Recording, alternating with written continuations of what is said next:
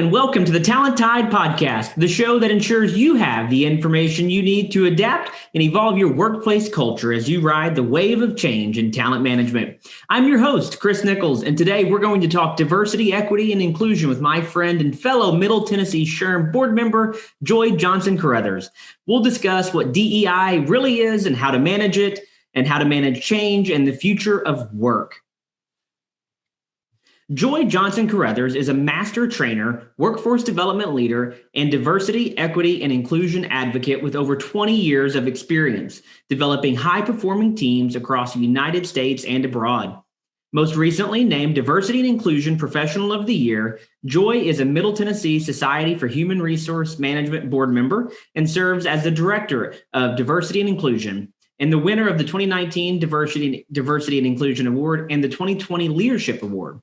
Joy is a workforce learning and development leader and the recipient of the HCA HealthTrust Supply Chain 2020 Impact Award.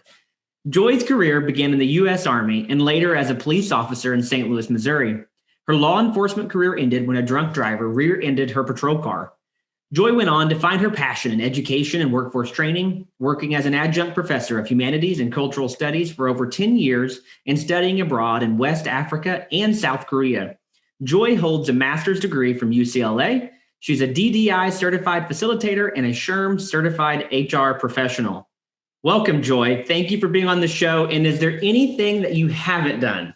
I know, right? That's a lot. I tell people sometimes, I'm like a cat with the 9 lives, and I'm on life number 7, which is the best one, right? Yeah, you just keep reinventing yourself, and it's awesome. And to be honest, I've known you for 3 years, and I don't know that I think I knew some of the things when I got your bio, but now reading through it, I'm like, man, she's just done everything and such a varied career and, military, police, UCLA, St. Louis. I mean, you've been all over the place, South Korea. So I don't know that I know anybody that should be more well-versed to speak on diversity than you, Joy. Right. And the strange thing as I was kind of, living my life and going through these different things, when I graduated from undergraduate, I went to a historically Black college university, and I had my whole future planned out, and it was going to be in law enforcement. And so when that ended, it was really hard to, kind of pivot and transition to the next, what I call the next best thing, because law enforcement, I had dreams of going to the FBI and just being this great investigator. But what I found is that I'm still an investigator, but I investigate communities and culture and how we can come together. And I look at our past, our present, and have hope for a future. And so everything that I've done, even though it's kind of all over the map, it's all come together and help me to see the world through a very different lens than if I had only stayed in law enforcement. Well, it's cool that you found ways that your hard skills that you potentially learned as a police officer and in the military were transferable, because I think that so many companies do a terrible job of looking at transferable hard skills and realizing that what I do in this particular industry, they always they say they look at the soft skills, right? And what they don't realize is that the majority of hard skills are transferable across industry and across jobs, right? And so I think it's great that you make that parallel of your investigative skills and kind of repurposing them in maybe a more broader scope, right? Right. And looking for answers, not just showing up, it's the same with a crime scene, and that's some of the, the struggle that we continue to have in law enforcement, in the workforce, wherever, is you show up to, a scene, and you initially, whatever you see, your bias kicks in, and all of a sudden, oh, it's a problem. They're raising their voice, they're angry. Well, maybe they're raising their voice because they're having a great time. It's okay to shout and scream and get excited when you're watching a football game. But what about if you get excited because a subject or a topic we're talking about makes me excited, and so my voice raises? or if I'm excited about a project that we're working on and we're discussing ideas, and I might rate like, yeah, that's, but all of a sudden, we're bringing our bias into a situation, and maybe we perceive danger where there is none. Sure. Or maybe we perceive differences where there really isn't. We just have to get to a point where we can communicate clearly with each other and kind of sift through our bias, sift through our, maybe assumptions about one another. And so just like in law enforcement, to be good at it, you've got to show up and be willing to look at the whole scene, ask questions, investigate to find out what really happened. Because there's, this person's side, that person's side, and somewhere in the middle, there's the truth. And there's also a solution. But if you just listen to one person, or if you, don't do a good job of investigating and speaking to everyone involved, and that's when we're talking about inclusion, right? Everyone has to be involved to get the true picture and the true answer. But when you're only talking to the people at the top, or you're only talking to people who look and think like you, then you're only going to get half of the answer, half of the picture. And that is, it's funny that you mentioned that, because it brings me back to our third podcast episode. And I actually had Daniel Risen on with me, and we were talking about because he does health and benefits. He's a health and benefits professional, right? And we were just talking about how often the people that are making the health and benefits choices for an organization are so far removed from like who the majority of the people are that are getting those services, right? And that's sometimes, that can just be like an age difference, right? So what somebody that might be an HR director or VP of HR feels is important to them is not even relevant to a 25 or 35-year-old professional. And I think this is such a great segue. You've really kicked things off. You're already a professional at this, Joy, because I think when we think diversity, equity, inclusion, we get so hung up on race and gender. Yes. And that's so frustrating to me, because there are so many differences that we all have. And race and gender are just it's the most noticeable, but probably the smallest difference that the majority of us have between each other. Right, exactly. And if I can circle back, and I talked about, my background, my experience kind of coming full circle and everything working together, because from law enforcement, learning how to investigate, learning how to ask those questions. But then when I left law enforcement, I went into education, and I found out how important it is to educate. Educate opens doors for opportunity, but also education opens our minds to be willing to adapt and to adjust and to, be willing to accept that my reality, my facts, my way of living, my way of doing may not be the only way, but it requires education. If I'm not educated, then I look at the person next to me. Well, you don't eat dinner at the table. You eat dinner. I remember when my kids were growing up, my daughter brought one of her friends from school, and she gets the dinner plate and goes to sit on the sofa to watch TV. And my daughter's like, "Oh no, we have to eat at the table." And I remember the young lady said, "Your mom's a freak." She, and I was really proud of the fact that every night I cooked dinner, and my family, we sat at the table and ate. And I just had an assumption that everybody valued that. But here was a little girl who lived, just a few blocks away. And she thought the notion of sitting at the kitchen table, eating together, and not being able to take your food and watch TV while it's in your lap made me a freak. And, my first reaction was, I'm going to kill this little girl. But I had to kind of take a deep breath. And because I was in an education space, I had to take a deep breath and say, you know what, that's a great lesson for me, that everybody doesn't, come from the same environment or don't have the same values or the same experience. And so it was important to explain to her and to, help her to understand this is why eating at the table is important to us.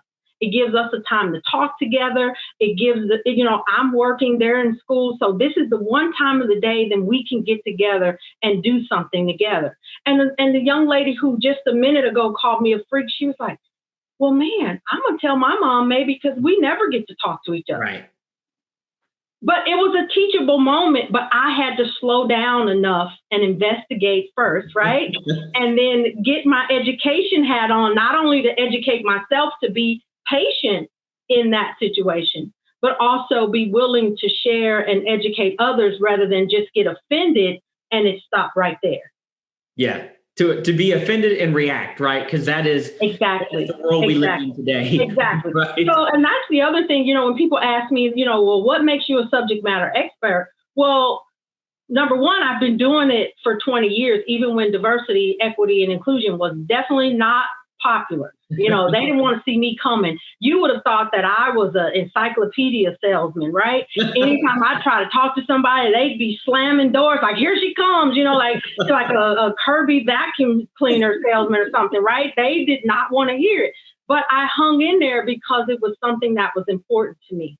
And I'm grateful that I've lived long enough to see this topic kind of move from a taboo subject to kind of the top of because I saw years ago, looked at the data that said, our communities are going to continue to change and evolve and become more and more diverse. And when you get these different cultures, these different backgrounds, some who eat at the table and some who eat at the sofa in front of the TV, right? You get all these people in the room. If you don't educate, if you don't investigate, if you don't stop and kind of get away from your preconceived notions about, my way is the only way, right? My culture, my background, my, worldview is it. Once we get past that, now we can start talking. Now we can start working together. That's when real innovation is going to take place. Companies are always talking about innovation and being resilient and all that. Not until you include everyone, you're not even getting close to that. Innovation will start when we start working together. I love it. So we have these three words: diversity, equity, inclusion. And we kind of already mentioned that diversity is always the one that gets thrown to the very top because that's the easiest one to think about and see because we're really terrible thinkers in reality, right? Like humans are terrible at thinking. So would you mind giving our audience and our listeners like a general non-dictionary definition of diversity, equity, inclusion? Yeah, so there's a lot of them that are out there, right? Sure. So what I would say with diversity is just like we talked about, it's not just about race. It's about, diversity of thought. Like the way I approach something, diversity in terms of our economic status. I might be from a lower middle class background, which is going to inform the way I think about like stuff like grocery shopping, like Whole Foods. For me, when I first started shopping at Whole Foods, and I'm embarrassed to say it now, I've gotten my friends to call it bougier. But initially, to see an apple for $2 and $3 at Whole Foods, I'm in the store like, what? And they're ready to call security because like this lady is in here, what is wrong with her? But I was just like sticker shock because, for me, $2 should buy you a whole barrel of apples based on how I was raised and where I came from, where other people's like, $2, what's your problem, right? Why are you here if a $2 apple is a problem? So just diversity in, male, female, who you love, diversity in, how much you've traveled. I've met people who think that they know everything about the world, but they've never left their county. Not the state, but they've never left their county. I have people right here in Nashville who've never been 4 hours away, but yet they have opinions and thoughts about, what the world should be doing, right? So diversity is all of every difference that you could possibly think of. a fashionista versus someone who only wears sneakers. That's diversity. So when you start talking about dress codes and different things, or when you start talking about business casual, well, casual to me, might be a pair of jeans. Someone else, it might be flip-flops because they're from, maybe a warmer state where flip-flops was the national uniform, right? Yeah. So it just, so diversity is so many different things, seen and unseen. Diversity. I'm a veteran. Maybe you're not. So my thoughts on the military are going to be totally different from someone who's never served. So again, diversity is just all these different things. But we look at people and we see what we see. We think what we think. But there's so many layers to even just you and I on this call that we could check boxes where we fit in so many different categories, right? Right. Yeah, but when someone sees us, right, they might just say white man, black woman. Right. There's so much more than that. Sure. And if I look at your bio, knowing that you were a police officer in St. Louis, I grew up 2 hours from St. Louis in the middle of nowhere, but St. Louis felt like that's my city. I was from a little bitty farm town. People from St. Louis would be like, where are you from? But I grew up and I was like, Nelly, he's my rapper because he's from St. Louis. Right. Yeah. I go to a Cardinals baseball game twice a year and I think that St. Louis is my city, right?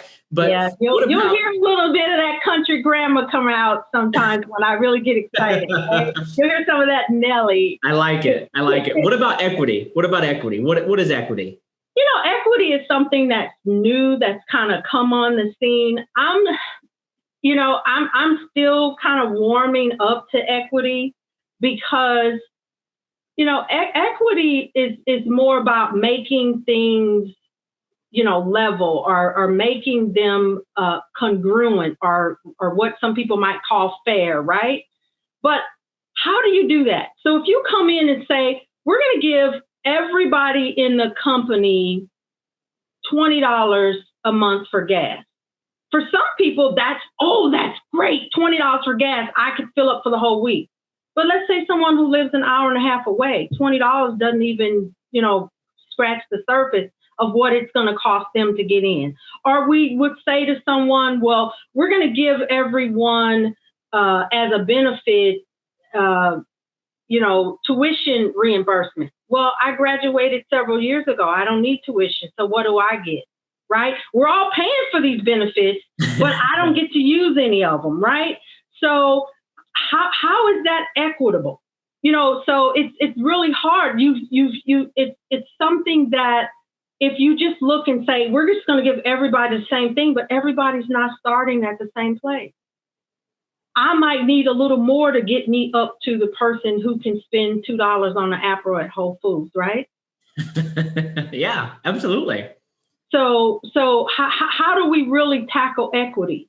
So I think that's a really very complex, and I think we're in a society where everybody wants to push that easy button. They want to just say, okay, let's just make it equitable. Everybody's going to get the same thing. Everybody doesn't need the same thing.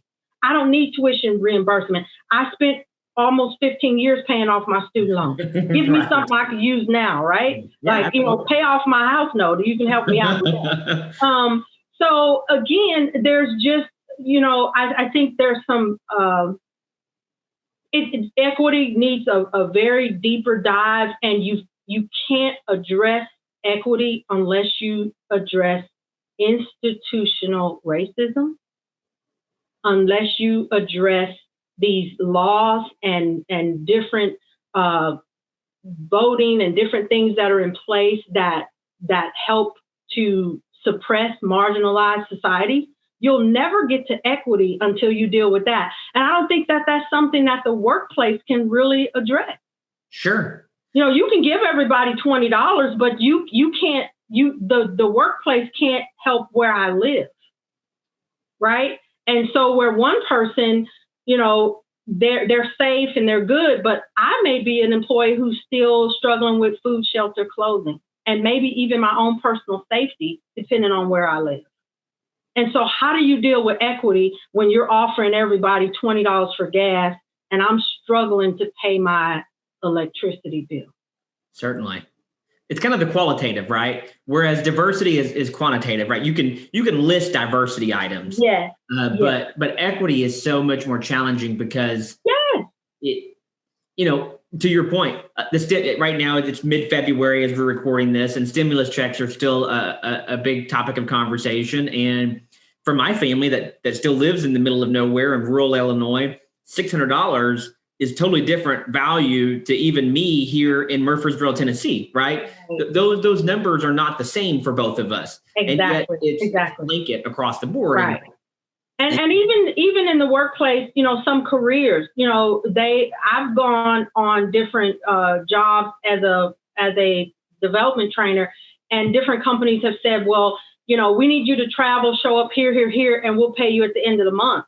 Well, there's a whole plethora of qualified individuals who could have accepted that job, but everybody can't afford to travel and pay for food and hotel, and then you reimburse me 30 to 45 days later. So Right. You just knocked me out of the running for this particular position or this opportunity because you haven't taken into account that maybe I'm not at the same economic level as my colleagues.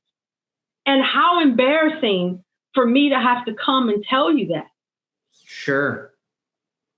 Yeah. So equity, like I said, equity has a lot of different layers to it that is a deeper dive and maybe, something that as a community and as, government and states and everything, I don't think equity is something that the workplace can really, truly dig into unless they start with diversity, recognizing diversity, and then working toward inclusion.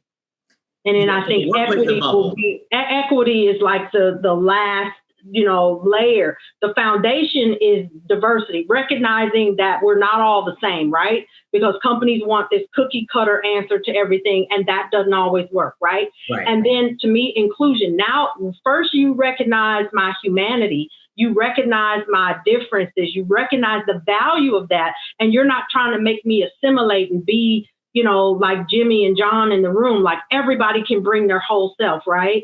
And then once you do that, you recognize and you respect the differences. Then we start including the different voices. We start including the different perspectives. And then once you recognize and can include and hear from everyone, now when you start talking about equity, those individuals are in a safe space to say, hey, $2 to you is very different than $2 for this group and that group. And you're in a space where, because you've already tackled diversity and inclusion, now you can think and act on equity. Right. So inclusion, let's go there. What is that? Inclusion is just that, allowing spaces where differences, individuals are respected, celebrated, and allowed to, be their authentic selves. And I know we say that and it sounds good, but in reality, I remember and I was in California, which I've never lived a place more forward thinking and more inclusive than Los Angeles, California. When I went to UCLA, that was just, that was the best 7 years of my life. I wasn't in grad school that long, but I stayed in LA because I thought it was just neat to live there. It was the most inclusive place. But I remember when I graduated from UCLA, I just got back from about 4 months in West Africa, and I had gotten a grant to travel to Africa. So I had a presentation to do to kind of talk about my research and my master's thesis. And I was on top of the world. And I applied for some great jobs, and every one of them, I showed up, and then I was rejected. And I couldn't understand why. And I remember, and I am a person of faith, so I remember praying about it. And it's like, you need to cut your hair. I was like, what? And at the time I had locks. And they were very neat, and I had them curled and I had them pulled back. And so, went to these interviews very polished with my 3-piece suit on, so to speak, and couldn't understand why, because I had all the background. And I cut my hair, and I kid you not, and I cut it short like this. The very next interview I went on, I was offered the job. It had everything to do with my hair, and that was in California. Right. And I vowed ever since then, I cut my hair and I made that compromise, but I said I would not go back to straight hair again. So ever since that situation, I promised myself that I would keep my hair natural, and I've done that ever since. And this short style seems to be acceptable, but braids, I remember when you couldn't wear braids, even in the military. I remember having to take my braids out. And I remember in high school, I was actually a debutante at a prestigious African-American church in St. Louis, Missouri.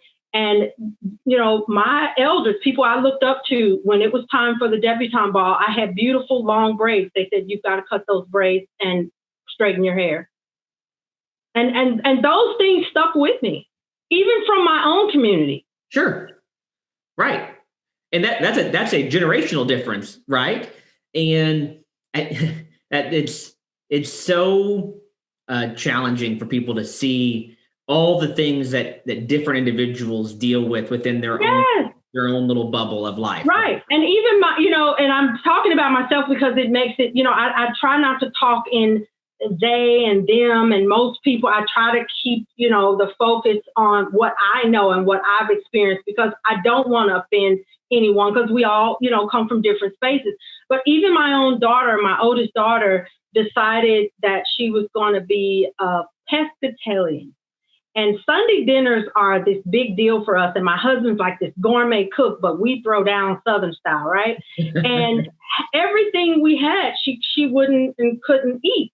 And we were just annoyed with her. But again, inclusion means that we had to first respect her choice to be a pescatarian, not to make fun of it and jokes, and because we did a little of that. But respect, the choice that she had made, respect the fact that she had a right to make that choice, right? And that also, if we wanted her and valued her participation in those family dinners, we had to make those adjustments. And so we began to, and actually some of the dishes that she introduced, we actually like and we still eat. But again, that inclusion piece, it wasn't just, well, here's some fish over here for you, Miss Beth. That wasn't making her feel welcome, right? So inclusion really meant not only acknowledging the difference, respecting the difference, but then making those adjustments so that she could fully participate in dinner and not feel like the other. And I will admit, for a while, for almost a year, we treated her like an other. And I'm thankful that she didn't just walk away, but she kept coming with what we called her weird dishes. And, over time, she won us over, and we made some adjustments as well. I love that story, Joy. That's a good one, because there's so many things that especially like in your family setting, right, that you get irritated or annoyed with just a family member's like habits or their thing, right? Right. You realize that, at the end of the day, you're just not being accepting to who they are, who they want to be, right? And that's your family member. So that's where they should feel most accepted, right? Right. And so if you transpose that, how we treat our own family, who we love and care for, going to the workplace, and now you're having a potluck. Right? So it's like, well, if you can't eat it, keep moving, kick rocks, right? We're here for pizza.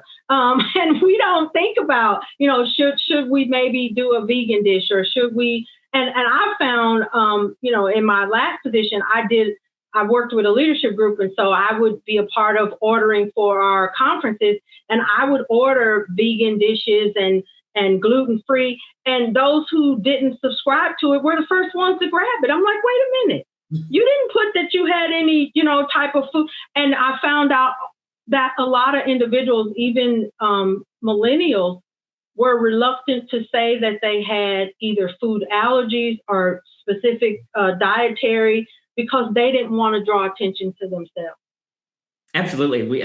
I can think of a situation where so my kids had Valentine's parties and stuff recently, and our oldest daughter has some issues with like dairy and things of that nature. So they were having pizza at school, and one of her other friends also has some dairy issues, and her mom chose to get them a pizza that was dairy and gluten free to bring to school, and we kind of gave her a hard time about it. And now I'm looking back at it, being like, you know what, we should just we shouldn't be that way, right?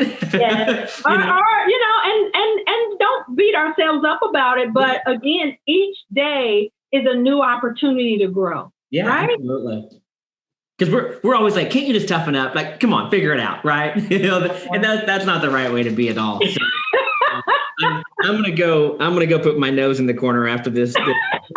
No, and that's what I've learned too in training. And having 20 years of this, I've learned, I've gone through different iterations of diversity and inclusion training. And one of the things that was done early on was to kind of go in and shake your finger, like you're bad, you've done this. And that doesn't work.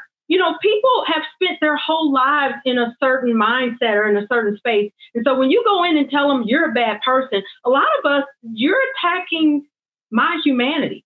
A lot of us see ourselves as good people. And once we start holding up a mirror saying, no, you're not so good, you've done, that's not how people learn. We've learned that positive reinforcement. And so what I try to tell individuals is that, we spent however many years learning certain habits and thinking and being a certain way. And so when new things are introduced to us, sometimes it takes time. It takes practice. We have to first be conscious of it, right? Realize that that's something that we can improve, and then work toward improvement. Like I said, my first introduction to Whole Foods was like, that's not for me.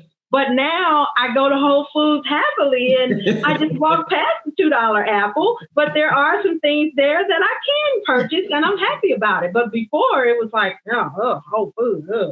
But, I had to open up my mind to other, ways of thinking and being. And now the word organic is not foreign to me, but sure. I had to be open to embrace that and not just, well, that's for those bougie people.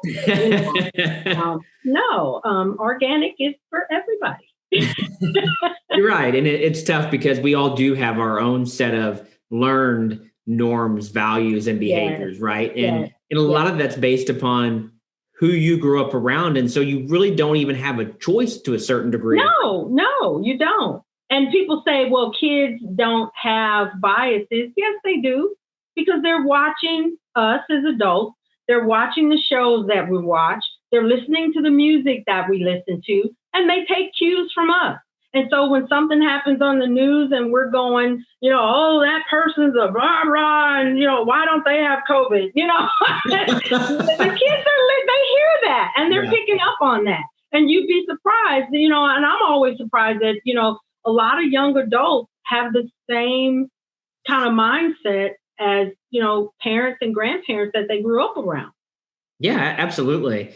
So we've talked a lot about how this is a societal thing, but like D&I is definitely societal, right? And how we make these issues change. But it's obviously a massive workplace initiative, point of emphasis, depending on, your word of choice in your organization. So like, what should a company set as goals? Because oftentimes being in the recruitment world, we've had projects before where people have come and said, hey, we want to be more diverse. We want, we want to hire 100 non-white male engineers this year, things like that. But, and while that might be a helpful initiative, it may not even scratch the surface of being a change agent, right, in your organization. So why should diversity maybe not just be the primary goal? What should, and maybe it should, but what should be an organizational goal, or what are some goals that an organization could put in place that are not like the things that you would immediately think of? Right. I'm going to kind of pivot a little bit on that question to kind of give some context to my answer. I get a lot of companies that call me and they go, what can we do? And what I've found is hiding underneath that thin layer of what can we do is what can we do quickly? Because everybody, again, wants that easy button. They want like, what is this 1, 2, 3 magic trick that I can do? And all of a sudden, diversity is, problem solved, box is checked. And I tell individuals all the time that, especially in organizations, that you have to be patient with the process. Because for a lot of organizations, we're talking about, especially if they're more than 5 years old, say, there's some institutional norms that are in place that, maybe more investigation into not just diversity, but what are some roadblocks that might be in place that stop us from hiring a diverse group of people? And then more importantly, are there some roadblocks to maintaining and keeping those individuals? Because there's a lot of companies that are diverse if you just look at race and gender, right? But are you diverse in skill set? Are you diverse in who you are listening to and taking guidance from? Or when you look in the C-suite, or you look in the leaders that are making decisions, are they all homogenous? And so a lot of companies will say, well, if you look at our demographics, we're very diverse. Are you? Are you diverse in thought? Are you diverse in background? Are you diverse in, does everyone part of the Fortune 500 club? Or do you have some individuals in that group, like you said, with benefits, who represent those individuals who are actually going to be using? And so I think for the answer that I tell companies all the time is that it's gonna be work. It's not an easy button for this. And don't try to boil the ocean. That you've got to find those little wins that you can accomplish along the way. And maybe one small step that you can take is looking at your recruiting process. Looking at what barriers might there be, or what other things could we do to, be more welcoming.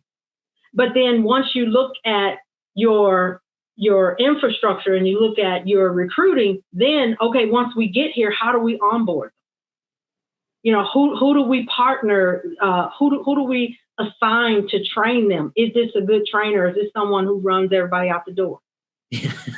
Right? Yeah. And then, once they get into their role, how do we continue to support them? How do we continue to let them know that you're welcome and you can bring your whole self? And then also, what do we put in place to make sure that they can grow and move, into leadership roles? And nobody wants to do that work. And then they start, we make excuses like, well, they need to be qualified and everything has to be fair and equitable. But again, we don't all start at the same place. If you got your job because the CEO is your cousin, you're going to have a different route to leadership than somebody like me. And if you're not willing to look at that and take that into account, then, if we're going to not deal with facts and truth and be honest and courageous about what we have and the work that we need to do, you're never going to be successful, because you have to be able, just like someone who has an addiction problem, you're not going to solve it until you're willing to admit that you have an issue. Absolutely. And you're right, because companies, they want, everything's a metric for organizations, right? Yep. KPI, it's a goal. And so it always comes back to a number. And I think this is one of those topics that it's not a number, right? Right. It's not. It's about your culture. And for some of them, it's like, well, we're making money, we're doing good. Okay. But the companies that are outpacing you are the companies that are looking at this and doing something about it. And it's going to be the difference. And what companies don't realize is that it's going to be the difference between Netflix and Blockbuster. And I use that analogy all the time. Keep doing what you're doing. because Blockbuster was at the top of the world, and they said to themselves, we're good. We're winning. We're the heavyweight champions of the world. Look at them now. Yeah.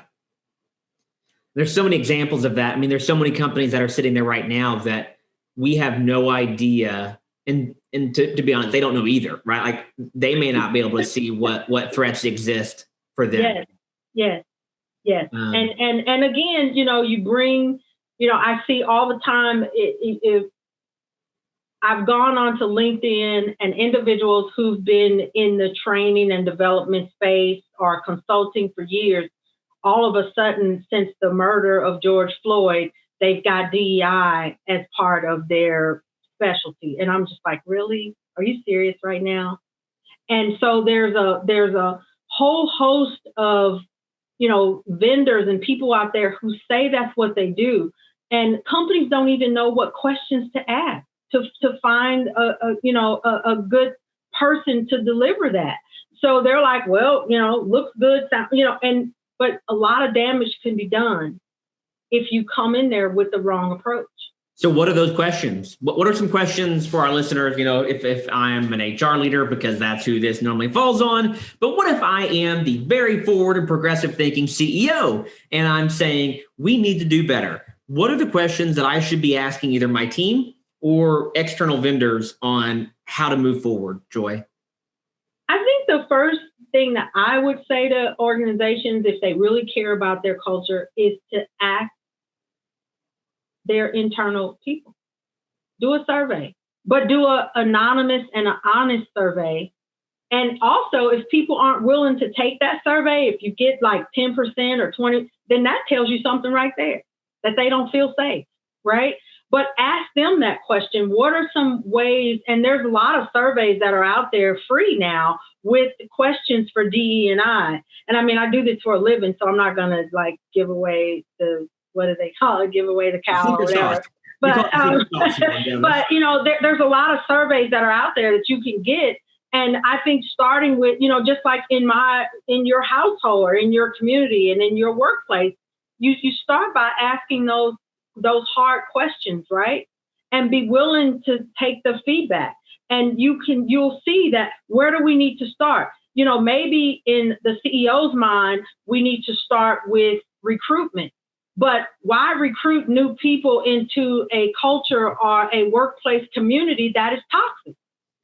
That is not conducive to a diverse work environment, right? So maybe you need to start with your internal group, right? Based on that feedback. Maybe you need to start with some of your managers who keep running people out the door. Yeah.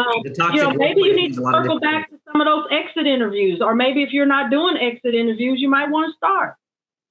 And evaluate the questions you're asking in the exit interview, right? Yes. Because a lot of that information on, I get that all the time. What can we do? Well, start asking yourself. Start asking your team. And then a lot of times I get, from HR especially, well, how do we get C-suite or the executives involved? Yeah, you want to keep working on that. But if you have a team, if you have a workspace and you start making changes and you start, moving forward and winning awards, you don't think the other groups are going to start paying attention? A lot of people are waiting on the next person. You do it. You start it within your little group. Even if you've got 5 direct reports, you all start changing and building that culture. Those 5 people are going to start talking. And the next manager is going to come and say, what are you? And so you can grow from where you are. And I know that sounds like a cliche, but I see so many people like there has to be some big grand gesture when really start where you are. And that goes with anything in business, Joy, right? Because the biggest challenge that I see across any organization is somebody says, well, I can't do this, or they won't let me do that, or they aren't doing this. And it's like the only change agent is you, right? Yeah. Like if you want something, do it. Nobody's really ever going to stop you from doing something in an organization. Right. I can't think of any time that I've been told, no, you shouldn't do that. Because if I care about something and if I'm passionate about it, maybe that's a side project for me that ends up being something bigger, right? So it only comes down to you and your willpower and what you actually do care about. Because if you care about piecing out at 4:30 so you can get home and watch your Netflix all night, that's a you thing. Right. Exactly. Don't blame it on someone else. Right. So and I think the worst and the most ironic thing that I've seen, and there's been quite a few articles about this too, is that there's a lot of companies who will start these employee resource groups and different things, but the very people who are struggling, you're asking them to solve your problem. Like, are you serious right now? Because I'm the person of color, or because I'm the gender neutral, or whatever group that I find myself, or military, then I'm supposed to form a group and inform you of what to do? Come on. And then the real leaders, the real change agents, they're not part of it. And if you're going to bring about change, you've got to find your people leaders. And they aren't always the ones with the title.